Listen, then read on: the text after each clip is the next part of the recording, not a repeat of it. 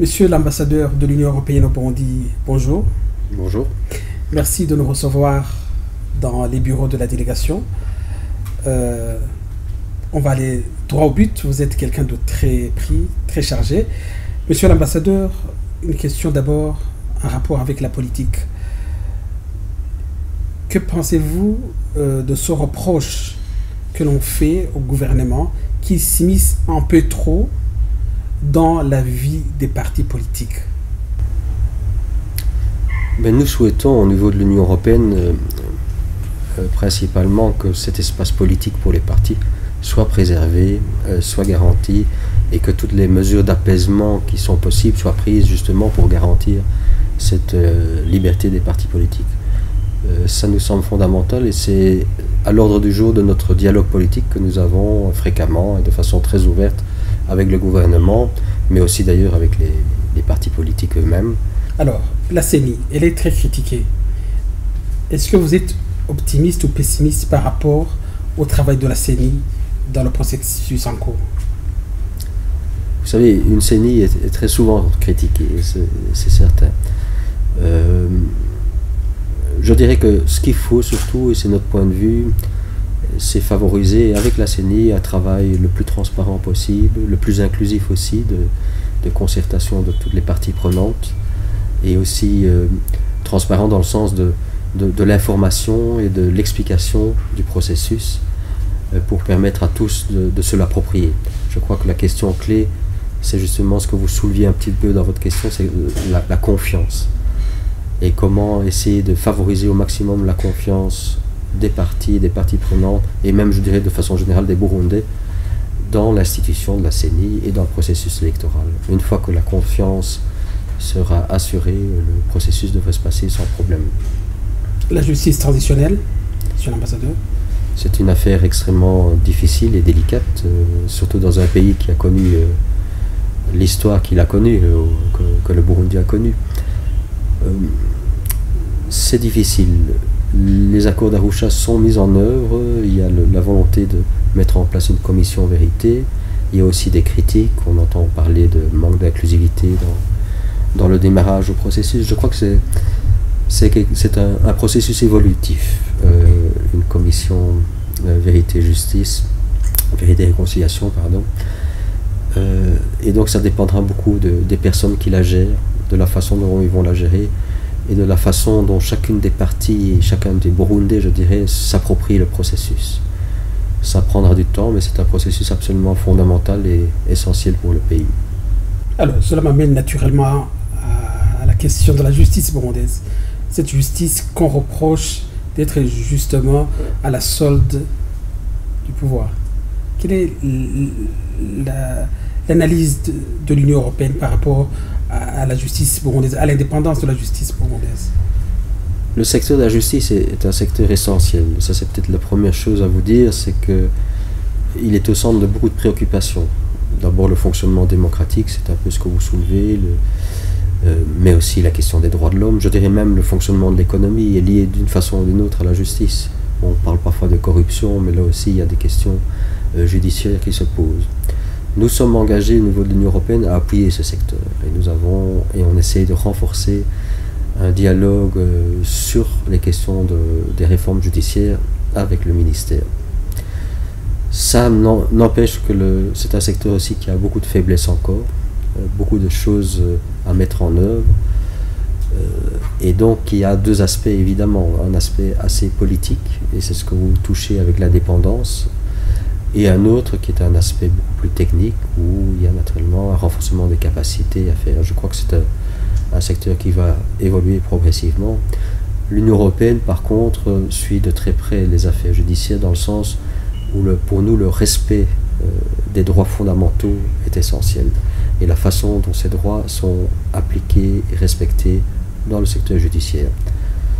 Et c'est certain que en fonction des différentes affaires en cours, ce droit peut plus ou moins être apprécié. Et dernièrement encore, l'affaire des militants du MSD pose beaucoup de questions dans le fonctionnement même de la procédure judiciaire.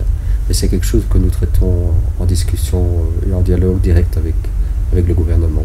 Ça veut dire que l'Union européenne suit de près ces questions. Absolument. C'est essentiel pour nous. C'est une question de... Les principes, finalement, l'Union européenne défend des principes, et ces principes sont fondamentalement ceux des droits de l'homme.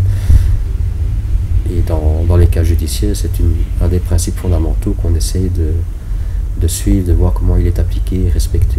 Vous avez parlé tout à l'heure de la corruption, et le gouvernement en a fait son cheval de bataille. Est-ce que vous êtes satisfait justement de la lutte contre la corruption qui est évoquée ici officiellement? C'est une question difficile à apprécier. On n'a pas toujours tous les éléments. D'un côté, on a les engagements du gouvernement qui se mettent en place progressivement. De l'autre côté, on a une perception internationale plus négative, et on pense entre autres à Transparency International qui classe le Burundi extrêmement mal dans la perception de la corruption dans le pays. Donc on a un petit peu les deux aspects. Je crois que ce qui est fondamental, et c'est un petit peu notre politique, c'est de renforcer toute réforme et tout ce qui peut favoriser un meilleur fonctionnement des politiques économiques, et éviter naturellement en termes de passation des marchés, politique fiscale, etc., éviter les dérapages. On chemine petit à petit vers les élections, et jeudi dernier à Gitega, il y avait une grande rencontre entre les différents partenaires du processus électoral. Vous avez suivi cette rencontre. Quelle analyse faites-vous de la rencontre de Gitega? La première chose, c'est je suis content qu'elle ait eu lieu, qu'il y ait un cadre de dialogue étendu à l'ensemble des partis ou des leaders de l'opposition, incluant même une partie de la société civile. C'est une bonne chose. Maintenant, comme vous savez, les résultats, il y a beaucoup de frustration de la partie d'un certain nombre de partis ou d'acteurs politiques, parce que la partie du gouvernement s'en est tenue à une approche extrêmement légale de la situation et du processus.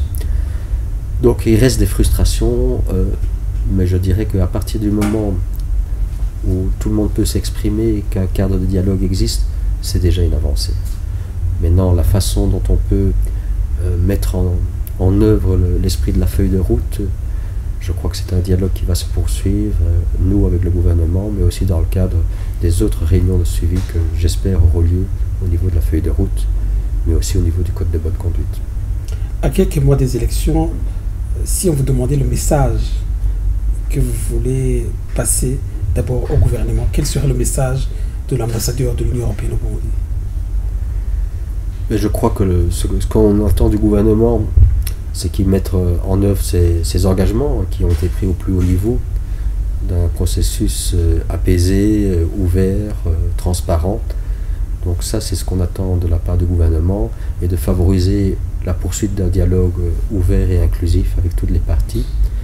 Et du côté de l'opposition, c'est naturellement que l'opposition puisse mettre en œuvre des véritables stratégies, puisse mettre en œuvre et proposer des programmes et une vision pour le pays à terme, et rentrer dans ce cadre de dialogue de façon aussi ouverte que possible.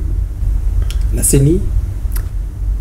La CENI, c'est une institution qui a une responsabilité énorme. Donc là aussi, c'est toujours les mêmes questions. C'est des questions de transparence, de communication, de respect du cadre légal, tout en tenant compte ce cadre politique particulier, et de voir comment la question d'inclusivité peut être intégrée au mieux possible dans le fonctionnement de cette institution. Pour terminer, si on vous pose la question de savoir si vous êtes optimiste ou pessimiste par rapport au processus électoral burundais, que direz-vous? Bon, je ne vais pas mettre les choses en termes d'optimisme ou de pessimisme, mais je pense que tout peut être mis en place pour que cela fonctionne correctement et qu'on ait un processus électoral apaisé. Maintenant, c'est de la responsabilité de tous, de toutes les parties, d'assurer que cet objectif est rempli. Merci, monsieur l'ambassadeur. Merci.